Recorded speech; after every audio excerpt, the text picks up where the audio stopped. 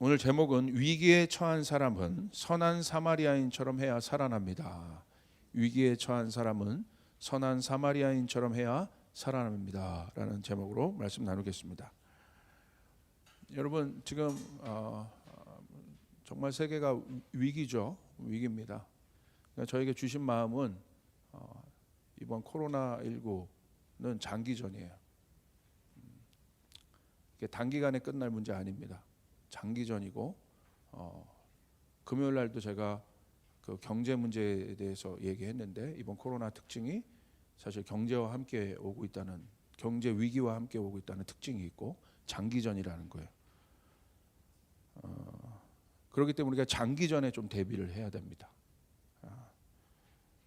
그러니까 장기전에 대비한다는 건 뭔가, 여러분 생존 모드로 지금 다 들어갔어요. 서바이벌 모드로. 그러니까 이 서바이벌 모드로 들어가면 여러분 생존 이외의 모든 것은 걸리적거리는 거예요. 그러니까 자연스럽게 지금 정리가 되는 겁니다. 그러니까 전 세계가 서바이벌 모드예요 지금. 그러니까 생존 모드로 들어갔다. 근데 이 생존 모드가 장기전이 되었다. 그러니까 저는 이 안에 하나님이 일하시는 섭리를 보는데 본질 말고 모든 것들이 정리될 겁니다. 할렐루야. 본질만 남게 될 겁니다. 그래서 이 본질에 대한 성찰이 그 어떤 때보다도 깊어지지 않을까. 오늘도 교회와 성도의 본질, 정체성, 그 본질이 정체성인데 그게 뭘까? 다시 한번 깊이 한번 생각을 해봤습니다. 누가복음, 오늘 여러분과 함께 깊이 좀 나눌 말씀이 누가복음 10장에 나와 있는 율법 교사와 예수님과의 대화입니다. 율법 교사와 예수님과의 대화. 그리고 그 대화를 통해서 예수님이 선한 사마리아인의 비유를 말씀하십니다. 누가복음 10장에 보면 율법 교사가 예수를 시험하여 질문합니다. 잘 알고 있어요. 근데 그 질문이 뭐냐? 무엇을 하여야 영생을 얻겠습니까? 굉장히 영적인 질문이에요. 영생에 대한 질문이에요. 모든 종교는 어떤 특징을 갖고 있냐? 내세적 세계관이 있습니다. 그러니까 이 땅에서 우리가 종교를 갖는, 또 그 종교를 갖게 하는 그 종교심의 그 뿌리가 뭐냐면 내세를 바라본다는 거예요.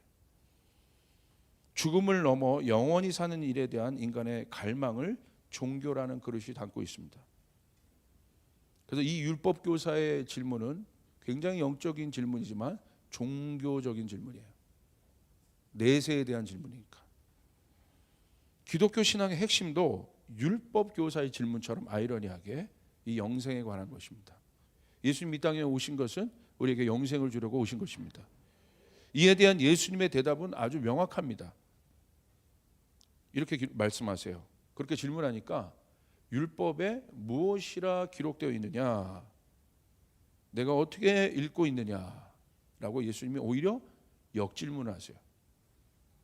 예수님의 이 대화법을 보면요, 항상 의도를 파악하시는 분이기 때문에 대답을 주시는 것이 아니라, 그 사람이 원하는 대답을 주시는 것이 아니라 항상 그 의도를 보시면서 이제 몰아가시는 예수님의 대화법이 있어요.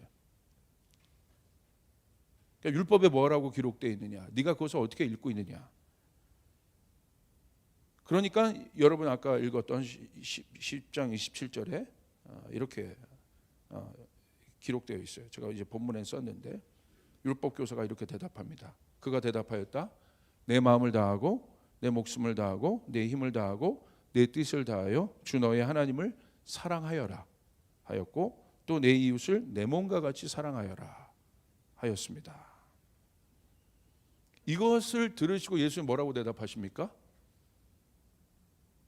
아주 당연한 대답을 하세요. 뭐라고 하세요? 28절에 보시면 내 답이 옳다. 잘 대답했다. 틀렸다고 말씀하지 않으셨어요. 그런데 그 핵심은 뭐예요? 옳다라고 말씀하시고 뭐라고 말씀하세요? 그렇다면 이를 행하라. 그러면 살리라.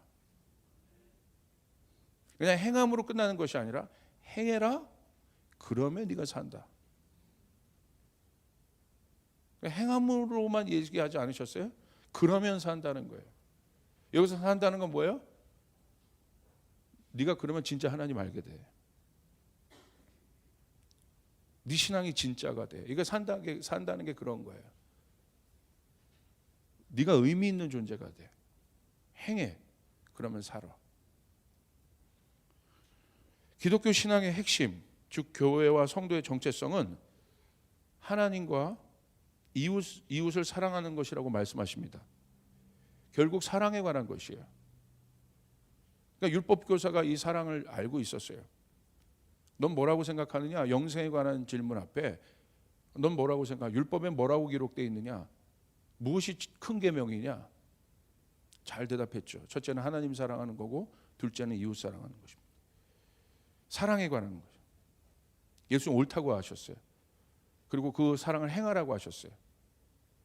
그렇다면 이게 기독교 신앙의 핵심인데, 사랑이 하나님은 결국 기독교 신앙의 핵심은 하나님이고 하나님의 본질이 사랑인데, 결국 사랑이 모든 것이라는 것이에요. 모든 것. 하나님이 모든 것이란 것은 사랑이 모든 것이라는 거예요. 여러분, 그렇다면 사랑이 무엇인지, 사랑의 본질에 대해서 예수님 지금 말씀하시는 거예요. 사랑의 본질이 뭐냐? 사랑은 아는 것이 아니라 행하는 것이라고 말씀하십니다. 율법 교사는 말씀을 잘 알고 있었어요.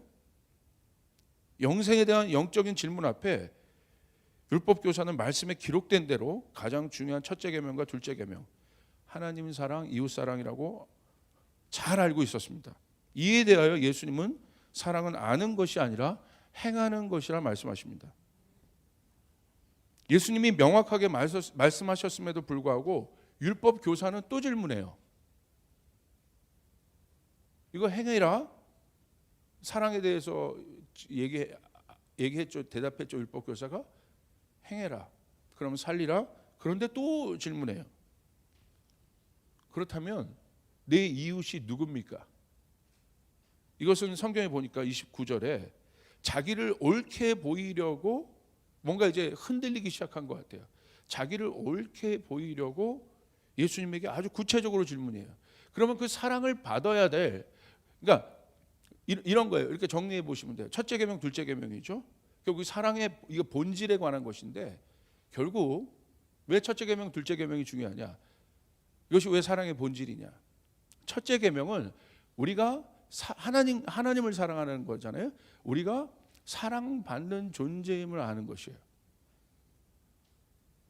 우리가 하나님을 사랑할 때 우리가 하나님의 사랑을 받는 존재이다. 그것을 알게 되는 거예요. 그래서 그것을 안 사람이 내가 하나님의 사랑을 받는 존재이구나. 그것을 아는 사람이 둘째 계명은 뭐예요? 사랑의 또 한 속성이 나옵니다. 뭡니까? 나는 사랑을 주는 존재이구나. 첫째 계명은 사랑을 받는 존재임을 나타내고, 둘째 계명은 사랑은 주는 것이라는 것. 받기도 하지만 주는 것이라.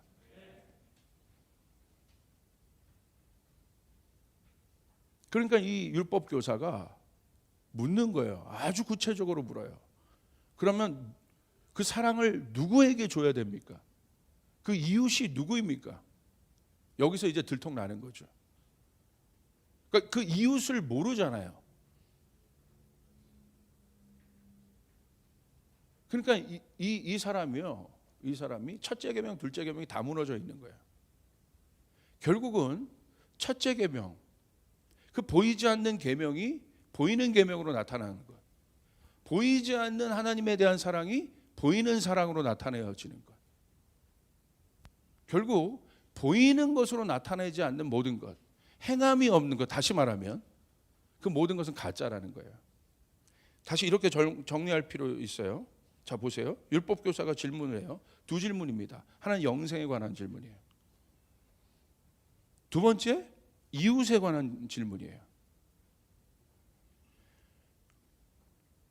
둘은 완전히 이 상관관계가 먼 질문이에요. 하나는 영적인 질문이고, 두 번째 질문은 굉장히 구체적인 질문이에요.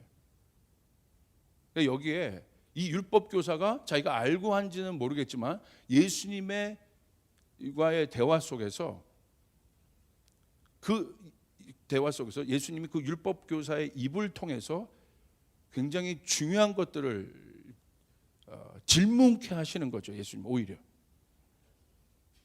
본질적인 질문인 거예요. 뭡니까? 영적인 것과 실제적인 것의 관계를 얘기하는 거예요. 하늘과 땅의 관계를 얘기하는 거예요. 이런 거죠. 보이지 않는 세계가 결국 보이는 세계가 되는 것. 이게 바로 신앙입니다. 이게 하나님이에요. 보이지 않는 하나님이 보이는 하나님이 되신 것. 말씀이 육신이 되었죠. 보이지 않는 하나님이 예수 그리스도의 몸을 입고 이 땅에 오신 보이는 하나님이 되신 것. 추상적인 세계가 우리가 하나님에 대해서 이렇게 안다는 게 뭡니까? 굉장히 추상적이에요. 그 안다는 것 자체가. 진짜 알미란 뭐냐?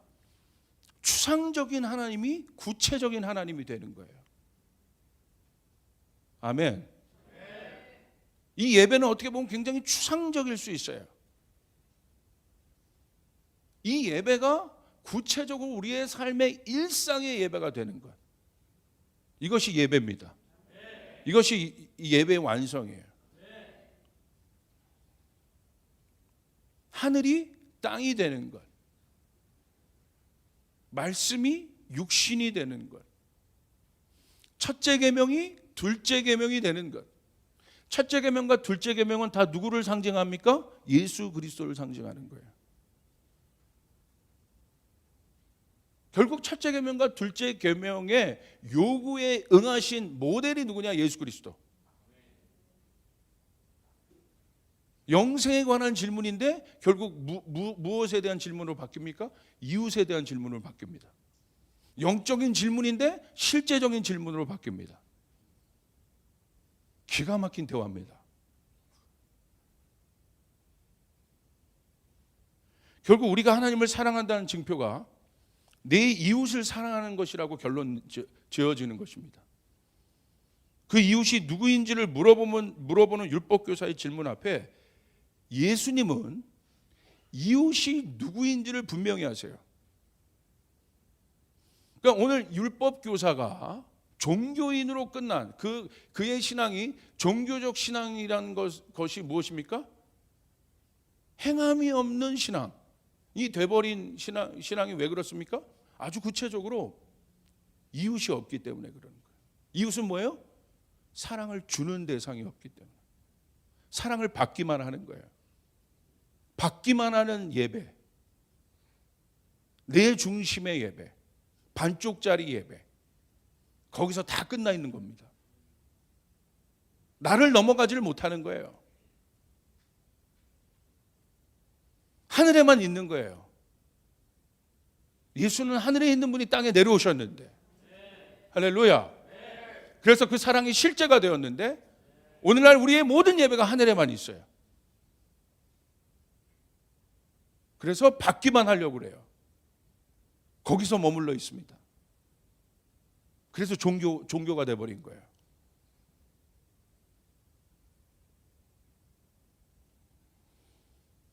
예수님 구체적으로 얘기하세요. 결국 이 질문을 하게 하신 예수님 대단하세요. 내 이웃이 누굽니까? 잘 걸려들었죠. 그 이웃을 내가 가르쳐 줄게. 여러분, 추상적이지 않습니다. 신앙은 애매모호하지 않습니다. 하나님을 안다는 것이 애매모호하지 않아요. 오늘 내 신앙의 본질이요, 정체성이, 신앙의 레벨이 애매모호하지 않아요. 오늘 내 예배 레벨이 애매모호하지 않아요. 내가 살아있느냐 죽었느냐 애매모호하지 않아요. 내가 진짜이냐 가짜이냐 애매모호하지 않습니다.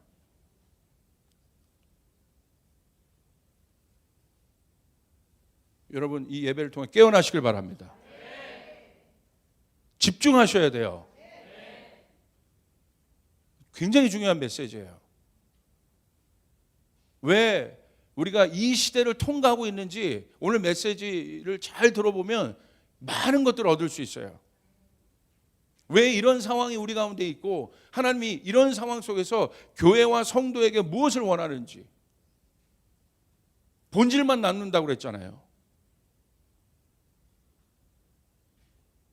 그게 뭔지를 우리가 생각해 봐야 돼요. 여러분, 내 이웃의 정의 한번 봅시다. 예수님이 말씀하신 내 이웃의 정의. 내 이웃은 첫 번째 사랑을 받아야 할 사람입니다. 사랑은 주는 것입니다. 여러분에게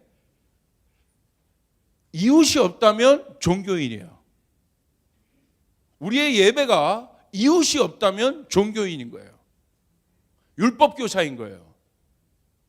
이웃이 누구인지도 모르고 있다면, 오늘 한국교회가 이웃을 모르고 있다면, 오늘 예배팀이 사역자가 내 사랑을 나눠야 될 이웃을 모르고 있다면 우리는 종교인인 것입니다. 우리는 율법교사와 다른 것이 없어요.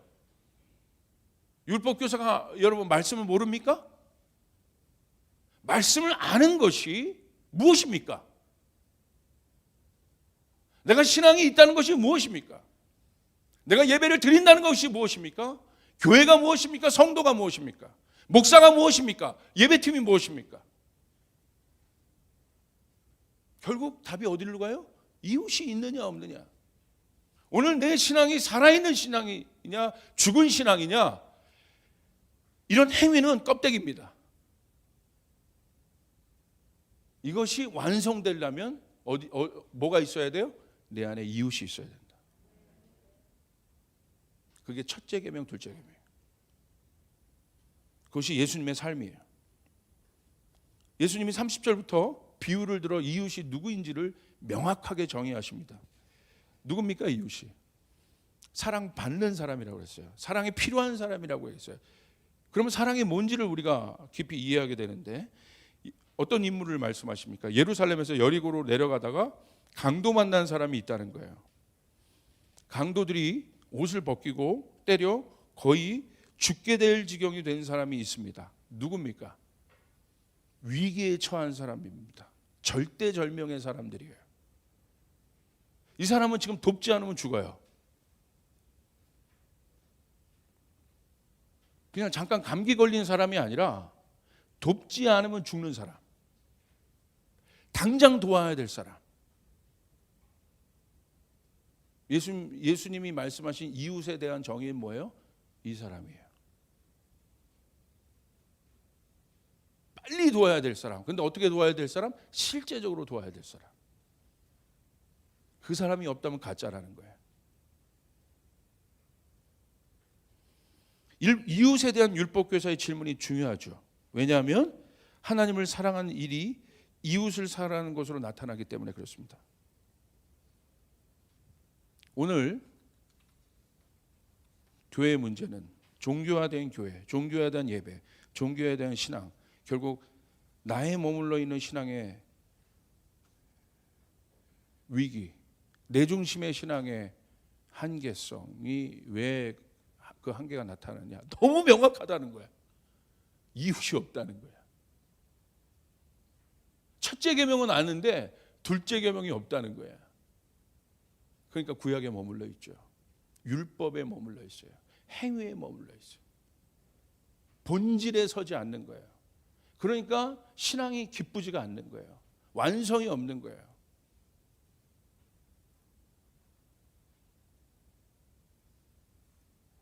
그러니까 반쪽짜리 정체성을 갖고 있는 것입니다.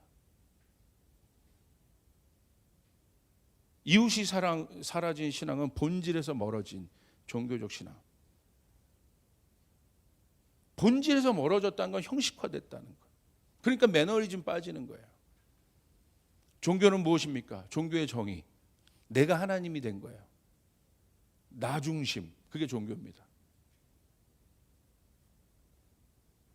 그러니까 하나님이 없는 게 종교잖아요. 그러니까 하나님이 없으니까 뭐만 있어요? 나만 있어요. 나만. 내 뜻, 내 복, 내 성공. 나는 굉장히 하나님을 사랑한다고 하지만 사실 이웃이 없는 신앙은 종교라고 말하고 있죠. 예수는 명확하게.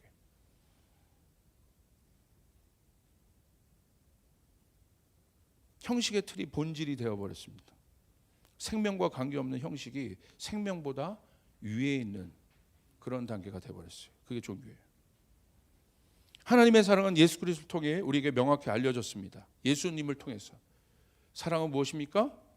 도움이 필요한 사람을 돕는 것이 사랑이에요. 할렐루야. 말이 아닙니다. 예수님 우리에게 오신 이유는 하나님의 사랑을 알리기 위해 오셨고, 그 사랑은 무엇입니까? 사랑이 필요한 사람에게 사랑을 주러 오셨다. 마가복음 2장 17절, 예수님이 이 땅에 오신 이유 아주 명확하죠. 건강한 사람에게는 의사가 필요하지 않으나 병든 사람에게는 필요하다. 나는 의인을 부르러 온 것이 아니라 죄인을 부르러 왔다. 의인과 건강한 사람의 이를 말씀하신 예수님의 비유의 핵심은 뭡니까? 필요 없는 사람이에요. 건강한 사람이 뭐가 닥터가 왜 필요하겠어요? 의인이 뭐가 더 필요하겠어요? 자기가 다 옳은데. 예수님 오신 건 뭐예요? 의인과 건강한 사람을 위해서 온 것이 아니라 필요가 있는 사람을 위해 오셨다. 우리가 죄인이기 때문에 예수님 오신 것입니다. 우리가 연약하기 때문에 예수님 오신 것입니다. 그것이 사랑이에요. 그것이 사랑의 본질이에요. 추상적이지 않아요. 우리가 예수님을 만났다는 것은 무엇입니까? 예수님이 나의 필요가 되어주셨다는 거예요. 나의 실제적인 필요가 되어주셨다. 이게 기독교의 본질이고 교회의 본질. 그 실제적인 사랑 위에 교회는 서 있습니다. 그래서 세상 속에 있는 거예요. 사랑이 구체적으로 필요한 사람들을 말합니다. 그러면서 두 부류를 얘기하세요. 예수님이 그 비유 가운데 31절 32절에 보시면 이렇게 기록되어 있어요. 마침 어떤 제사장이 그 길로 내려가다가 그 사람을 보고 피하여 지나갔다. 32절, 이와 같이 레위 사람도 그곳에 이르러 그 사람을 보고 피하여 지나갔다. 아주 대놓고 모집단을 뽑아버리십니다. 누굽니까? 제사장, 레위인, 예배드리는 자들이에요. 예배를 집례하는 자입니다. 하나님 알고 있는 사람들, 대표적인 사람들. 그런데 피하여 지나갔다는 거예요. 하나님 사랑하는 사람들인데, 하나님을 섬기는 사람들인데. 지금 예수님이 설정한 이웃은 누굽니까?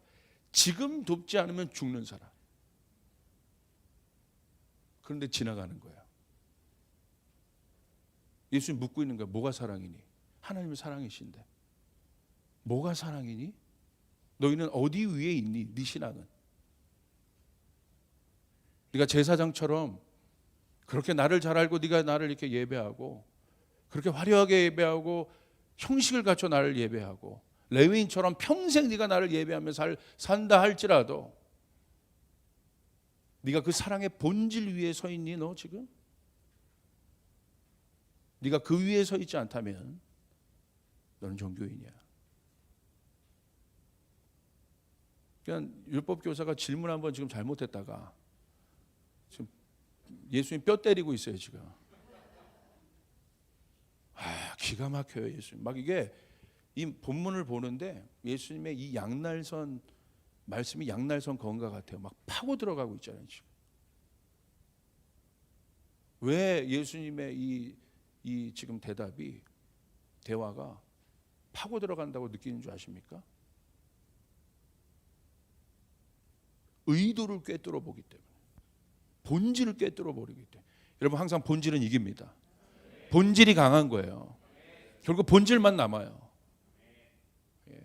진짜만 남아요. 진짜는 여러분 가만히 있어도 힘이 있어요.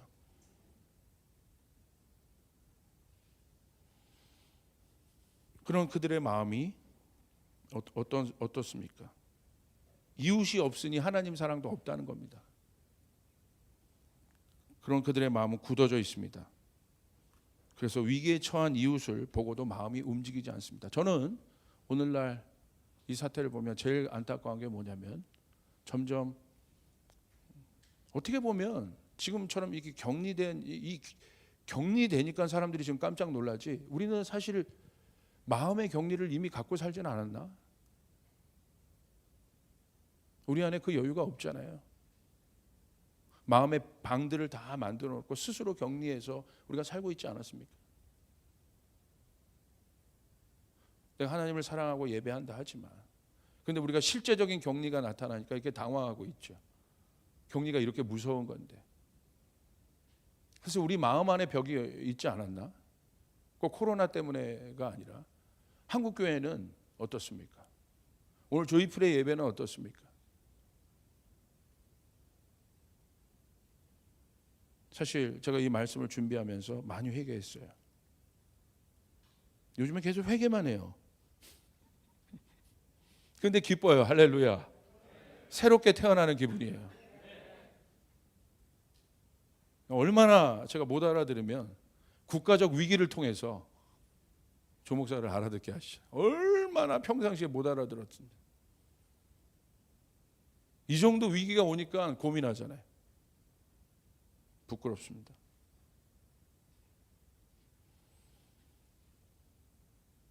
사랑은 뭐냐? 세 번째, 제가 선한 사마리아인의 지갑이라고 얘기했어요. 구체적인 것이에요. 왜? 그냥 선한 사마리아인의 행동이라고 하지 않고 선한 사마리아인의 지갑이라고 얘기했을까? 33절부터 35절에 있습니다. 그러나 어떤 사마리아 사람은 길을 가다가 그 사람이 있는 곳에 이르러 그를 보고 치근한 마음이 들어서, 이 사람 누굽니까? 사마리아 사람입니다. 사마리아 사람은 지금 강도 만난 유대인들과는 적대시된 그런 관계입니다. 그런데 적과 같은 사람이지만, 원수 같은 사람이지만 지금 위기에 처하니까 그것도 없는 거야. 당장 평상시에는 나에게 원수였지만 위기에 절대절명의 순간 앞에는 뭐 아무것도 없는 거예요, 여러분. 이념, 생각, 뭐 이게 다 무너져 있는 것입니다. 지금 요번 코로나 사태가 굉장히 여러분 부정적인 많은 어려움들이 있지만 긍정적인 면도 있더라고요. 세계 내전이 종식됐어요, 지금. 전쟁이 없어졌어. 뭐 정부가 움직이고 협상을 하고 그렇게 노력을 해도 안 됐던 그게 그냥 지금 인위적 종식이 돼버렸습니다. 이런 면도 있더라고요. 왜? 절대절명의 순간 앞엔 그런 것도 필요 없거든. 그냥 서로 도와야만 살아요. 세계적인 미래학자와 CNN이 인터뷰했어요. 인터뷰했더니 인류가 서로를 적대시하는 악수만 두지 않으면 우린 살 수 있다. 굉장히 공감하는 말이에요. 지금 보세요. 마스크 하나 때문에 미국이고 뭐 동맹국가고 없대잖아요. 지금 서로 웃돈 줘가지고 막 갖고 가고, 그게 무슨 동맹이야? 여러분 뭐 이게 마음으로 안 오시죠? 우리 저기 황정경 간사랑 김주희 전사는 동맹인데 서로 위기 앞에 오니까 그냥 이삭이 갖고 갈 마스크를 준비했는데 황정경 간사가 놓아 주려고 마스크 빼가는 거예요. 언니 그럴 수 있어? 언니 그럴 수 있어? 야, 내가 살아야지. 뭐 이런 거예요. 지금 그 잘난 강대국이 이런 대화를 하고 있는 거예요. 이런 대화예요.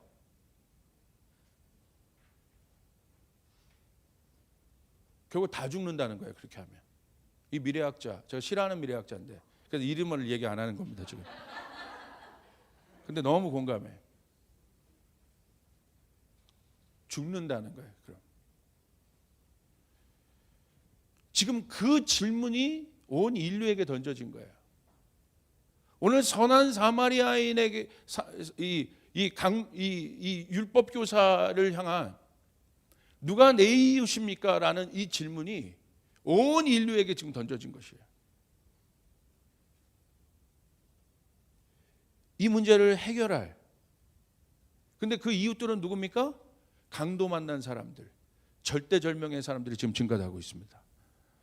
제가 솔미 얘기 들어보니까 미국에 있는 친구 중에 하나가 부모님이요, 어제는 아버지 돌아가시고 그 다음 날은 어머니 돌아가셨대. 뭐 이런 상황이에요 지금. 절대절명이라 절대절명. 이 본문이 모든 이웃에게 던져지고 있는 거예요 지금. 오늘 이 인류에게. 이것을 해결할 길은 선한 사마리아인이 일어나는 것입니다. 할렐루야. 선한 사마리아인들이 일어나야 돼. 특별히 선한 사마리아인의 지갑이 열려야 돼.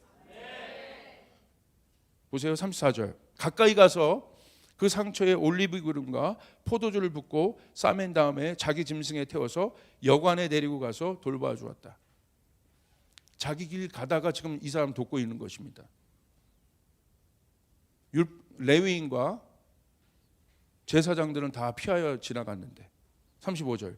다음 날 그는 두 데나리온을 꺼내서 지갑을 열어요. 여관 주인에게 주고 말하기를 이 사람을 돌보아 주십시오. 비용이 더 들면 내가 돌아오는 길에 갚겠습니다. 사랑의 핵심은 이웃이 있느냐에 대한 질문이었어요. 오늘 이 선한 사마리아인의 비유를 예수님이 들으신 것은 33절. 불쌍한 사람을 보고 도와야 될 사람을 보고 치근히 여기는 마음을 가졌다. 이게 사랑입니다. 그 치근한 마음에서 기적이 나타납니다. 할렐루야. 이게 사랑의 본질이에요. 예수님이 항상 불쌍히 여기셨어요. 거기서 기적이 나타나요.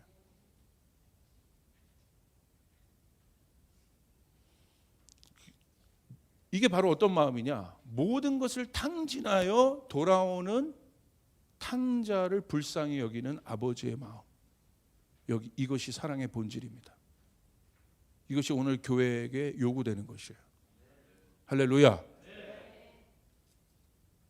그는 실제적으로 선한 사마리아인 위기에 처한 사람을 돕고 자기 지갑을 열어 두 데나리온을 꺼내어 여관 주인에게 주고 이 사람을 돌봐 주십시오. 그리고 뭐라고 얘기합니까?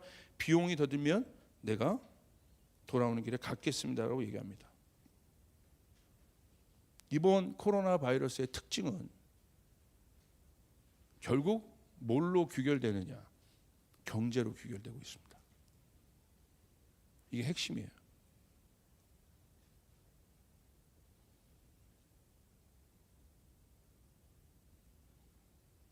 그래서 제가 선한 사마리아인의 지갑, 경제를 얘기한 거예요. 저희 교회에 선한 사마리아인의 지갑의 축복이 있길 바랍니다. 할렐루야. 주님의 이 비유가 그냥 제사장과 레위인들을 때리는 비유가 아니라는 거예요. 오히려 더 깊은 걸 봐야 돼요. 위기에 처한 이웃이 있느냐? 그러면 선한 사마리아인도 있다. 그리고 그를 도울 지갑도 준비되어 있다. 이것이 본질이다. 이것이 사랑이다. 이것이 사랑이 있는 교회에 나타나는 기적이다. 그래서 저희 조이풀 교회는 이 지갑의 축복을 받을 것입니다. 할렐루야. 지갑의 축복을 받으실 것이에요. 근데 이 선한 사마리아인의 지갑은 사실은 아주 유명한 구호단체의 이름입니다. 빌리 그레함의 아들 프랭클린 그레함이 지금 재단의 대표로 있는 구호단체 사마리아탄 펄스라는 인터내셔널 릴리프 구호단체, 국제 구호단체. 아마 영상에도 지금 아마 보였을 텐데 사마리아탄 펄스라는 아주 감동적인 이야기가 있어요. 이 구호단체 어떤 이야기가 있냐면 여기 나오죠. 홈페이지도 제가 보여주고 있어요. 나 죽을 것 같아 안녕. 누가 이렇게 얘기합니다. 그 사람 누구냐면 서아프리카 라이베리아에서 의료 활동하다가 죽음의 바이러스라고 불리는 에볼라에 감염된 켄트 브렌틀리라는 사람이 있습니다. 미국에 있는 이 사람이 미국에 있는 아내에게 이렇게 작별 전화를 했습니다. 켄트 브렌틀리는 33살의 미국의 의사입니다. 그리고 이 사람이 라이베리아라는 곳으로 의료 선교를 가요. 새파랗게 젊은 의사가 아프리카 선교를 갔다가 풍토병을 걸려 죽음을 맞게 됩니다. 여러분 미국에서 의사는 뭐 거의 최고의 레벨의 삶을 살 수 있는 사람이에요. 뭐 한국도 뭐 마찬가지. 지금 우리나라 이 닥터의 위치가 그렇지 않습니까? 우리 교회 의사들만 빼고 할렐루야.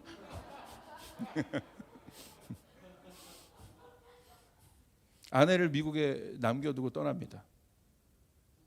왜 나 죽을 것 같아 안녕이라는 말을 했을까? 아프리카에 지내면서 이 사람이 에볼라 바이러스에 걸립니다. 풍토병에 걸려요.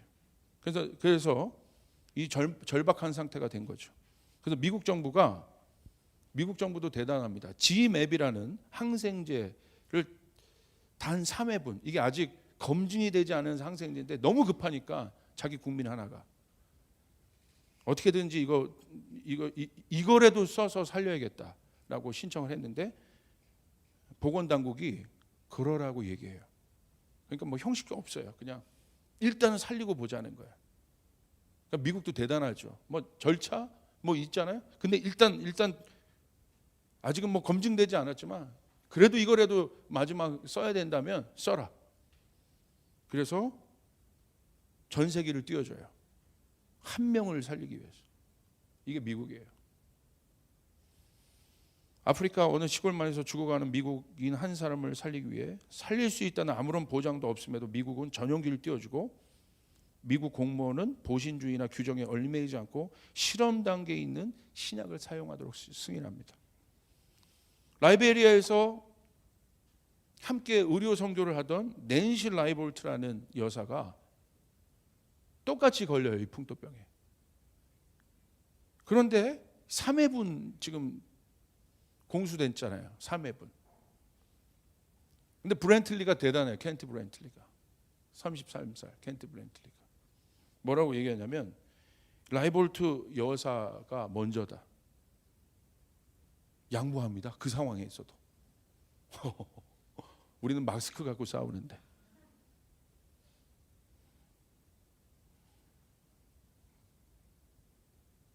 먼저 맞도록 합니다. 그런데 첫 번째 약을 녹이는 동안 브렌틀리의 호흡이 막 거칠어지기 시작해요. 상태가 갑자기 악화됩니다. 그래서 다시 라이볼트 여사가 동의하여 그 라이볼트 여사가 또 동의해 줍니다. 브렌틀리가 먼저 주사를 맞도록 또 양보합니다. 절대절명의 상황에서 이 두 의사가 보여준 아름다운 서로를 향한 사랑, 실제적인 사랑, 얼마나 여러분 멋집니까? 결과적으로 지맵을 맞고 두 사람 모두가 호전되었습니다. 상태가 호전되자 미국 정부는 바로 두 사람을 미국으로 데려와서 미국 병원에서 치료받도록 했습니다. 온갖 우려를 무릅쓰고 미국 정부는 미국 시민이라는 이유로, 미국 병원 시설이 더 좋다는 이유로 에볼라 환자를 미국으로 데려옵니다. 대단한 거예요. 살리기 위해서. 지금 막 서로 막 뭐 내 새끼 걸리면 어떻게 하지? 뭐 이런데 지금. 그런데 이 켄트 브렌틀리와 낸시 라이볼트가 속한 구호단체 이름이 사마리아탄 펄스예요. 사마리아인의 지갑이라는 단체입니다. 이게 바로 이 사마리아인의 지갑이라는 단체의 정신이에요.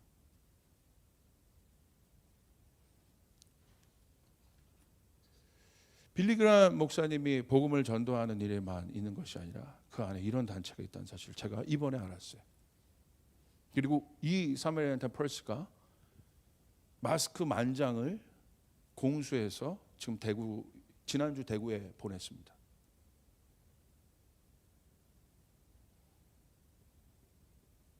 전 100만 장인 줄 알았는데 10,000장이래요. 할렐루야.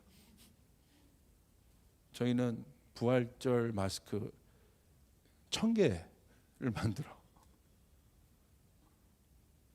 여러분, 이 코로나 바이러스의 특징, 생명의 문제와 함께 경제적 위기가 함께 나타나고 있는 것이 특징입니다. 이 위기에 처한 상황에 강도 만난 위기에 처한 이웃이 늘어나고 있습니다. 이때 교회와 성도는 무엇을 해야겠습니까? 어려운 이웃을 돕는 사마리아인의 지갑의 축복이 저희 조이풀 교회에게 있길 바랍니다. 여러분에게 있기를 바랍니다. 할렐루야. 하나님의 일은 돈의 양의 문제가 아니에요. 사람들이 내 능력, 내 돈, 내 한계를 보고 누구를 돕는다고 생각해. 그건 사랑이 아닙니다. 그건 양이 문제가 아니에요. 마음의 문제인 것입니다. 사랑은 마음인 것이에요. 나도 어려운데 목사님. 아니에요. 마음의 문제예요. 콩 한 쪽도 나눌 수 있는 거예요. 그래야 지금 살아요. 그래야 장기전으로 삽니다. 우리가 모두가 그리스도의 몸인 것이에요. 아멘. 그래서 더 여유 있는 사람들이 더 열심히 해야 되는 거예요. 지금은. 사마리아인의 지갑의 축복이 저는 믿음으로 취했습니다. 우리 교회에 있을지어다. 파산하고 돌아오는 탕자들이 너무 많을 겁니다. 탕자도 결국은 경제적 파산이에요. 엄청나게 돌아올 겁니다. 교회가 어떻게 해야 됩니까? 아버지의 집이 뭡니까? 돌아오는 탕자들을 먹일 수 있는 축복이 있어야 됩니다. 하나님 우리 교회를 축복하여 주시옵소서. 예배자들을 축복하여 주시옵소서. 넓은 마음을 주시옵소서. 사마리아인의 지갑의 축복을 주시옵소서. 할렐루야. 아멘. 우리 교회는 제가 봤죠? 지금 목사님들 많은데 다른 교회는 지금 막 헌금 30% 40% 반토막 났다는데 우리 교회는 좀 더 나오는 것 같아요. 그런데 지난주 이상한 그런 마음이 있어서 우리 지금 제일 힘들어하는 교회들이 미자리 교회입니다. 미자리 교회를 돕겠다고 제가 마음을 먹고 저희 구제국 국장님이랑 운영위원들이랑 급하게 먼저 좀 상의를 해서 긴급 예산을 좀 편성을 했었습니다. 지난주. 그래서 또 오늘 국장회의도 하는데 그것도 보고 드리고 그래서 우리가 지난주 사실 긴급 편성을 했어요. 그래서 돕겠다고 결정하고 이번 에스더 모임 때 그런 마음들 먼저 처음 모임 때 나눴어요. 그 딱 끝났더니 한 집사님이 이분의 삶도 녹록치 않습니다. 자기가 모았던 재정 100만 원을 가지고 와서 목사님 어려운 사람을 위해 써주십시오. 바로 그 자리에서 순종하고. 그래서 제가 뭔가 이게 하나님의 움직임이 있다는 걸 제가 봐요. 왜냐하면 누구에게 말하는 우리가 그렇게 돕기로 마음 먹었는데 들어온 거예요. 그런데 어저께 또 한 성도님을 통해서 우리 교회뿐은 아닌데 익명의 성도가 그분에게 를 통해서 우리 교회에 헌금하고 싶다. 그래서 어저께 그 헌금이 제가 그래서 이 설교를 준비하고 있었는데 그런데 이게 컨펌처럼 그분이 이렇게 편지와 함께 헌금 1,000만 원을 보내오셨어요. 이렇게 제가 이 내용을 전 누군지 몰라요. 익명이라고 써 있어요. 먼저 항상 은혜를 현실에서 피부로 와닿게 역사하신 나의 하나님 아버지께 감사합니다. 신명기 1장 31절 광야에서도 너희가 당하였거니와 사람이 자기 아들을 아는 같이 너희 하나님 여호와께서 너희의 행로 중에 너희를 아느사 이곳까지 이르게 하셨느니라. 몇 년 전 빚을 다 갚고 머지않아 월세에서 집을 사게 될 것 같습니다. 월세에서 이제 집을 사게 될 것 같습니다. 월세에서 사게 될 것 같다는 것이 아니라 월세 집. 제 집을 사기 전에 먼저 주님께 주님의 것을 드리려고 합니다. 예전부터 계획하고 이 날을 생각하면 마음이 흥분되었습니다. 목사님, 이 돈을 목사님이 기도하시고 월세도 못 내는 개척교회 목사님들에게 나눠드려 조금이라도 근심을 덜어드렸으면 합니다. 해도 해도 안 되는 전도, 목회, 거기다가 코로나로 힘든 상황.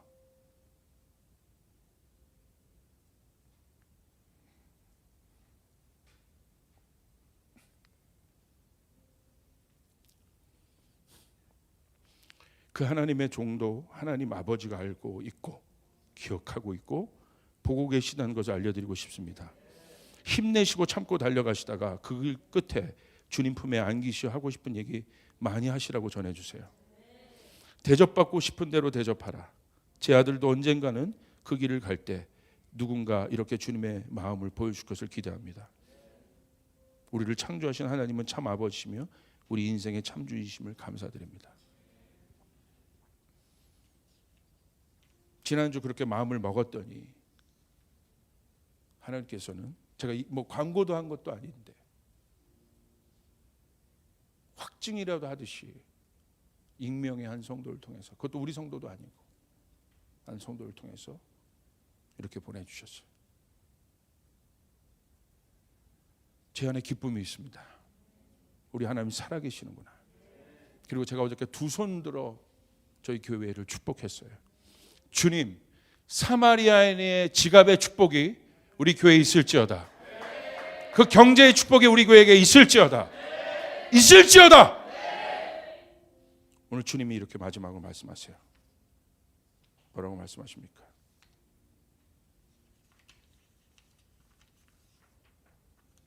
36절 37절. 너는 이 세 사람 가운데 누가 강도 만난 사람에게 이웃이 되어 주었다고 생각하느냐? 그가 대답하였다. 자비를 베푼 사람입니다. 예수께서 그에게 말씀하셨다. 가서 너도 이와 같이 하여라. 이것이 사랑입니다. 저희 조이풀교회가 이 일을 하기를 원합니다. 아멘. 그래서 우리 하나님이 살아계시다는 것을, 하나님의 사랑이 무엇인지 우리 조이풀 성도들 힘을 내서 선교하고 구제하고 그렇게 달려오셨습니다. 그런데 또 합시다. 또 힘을 냅시다. 한 번 더 힘을 냅시다. 우리의 지갑을 열어. 그래서 돌아오는 부활주일에 사마리아인의 헌금을 하시길 바랍니다. 오히려 이럴 때 저희는 그 정도 재정을 특별 예산으로 편성해서 준비했는데 하나님은 배의 재정을 부으신. 제가 무슨 마음을 가졌냐? 마음을 먹는 곳에 하나님이 부어주세요. 할렐루야. 내가 갖고 있는 어떤 것이 아니라 그것은 사랑이 아니요, 마음을 먹으면 하나님이 감당하게 해주세요. 하나님, 저희 조이풀교회가 감당하게 도와주세요. 감당하게 도와주세요. 장기전입니다. 감당하게 도와주시옵소서. 아멘. 이게 바로 초대교회의 공동체의 모습이에요. 저는 이 마음을 주십니다. 이제 한국교회는 철치 글로리, 교회의 영광에서 벗어나야 한다. 무슨 말입니까, 목사님? 교회의 영광이 그렇게 중요한데. 아니요. 킹덤의 영광으로 나가야 돼요. 하나님 나라의 영광으로 나가야 되는 거예요. 한국교회 교회의 영광을 보았습니다. 그런데 내 교회에 아직도 갇혀 있어요. 이제는 킹덤의 영광으로, 하나님 나라의 영광으로 여러분 나가야 되는 것입니다. 신나지 않아요?